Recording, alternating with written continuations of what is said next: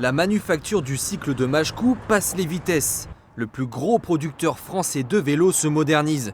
Une subvention de l'État a permis d'acheter cette nouvelle machine.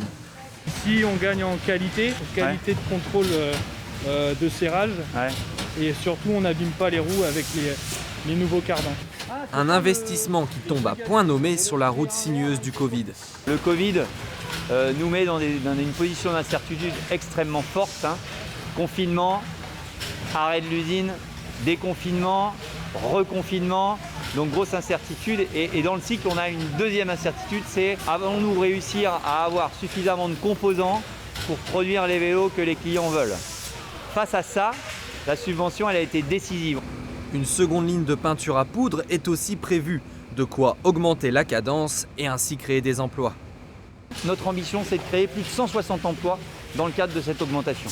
À l'horizon de quelle année ? À l'horizon de 3-4 ans maximum. La technologie pour améliorer les rendements et la qualité de travail. On peut produire plus normalement en ayant moins de physiquement de fatigue ou de, enfin voilà, ça nous accompagne à ce niveau-là. 450 000 vélos produits l'année dernière et une demande qui explose en ces temps de Covid. L'usine de Majecou est loin, très loin de son redressement judiciaire de 2012 avec son ancien propriétaire suédois.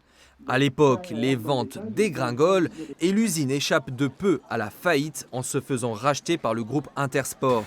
Aujourd'hui, en plus des nouveaux investissements, une extension d'un bâtiment de stockage de vélos est aussi en discussion.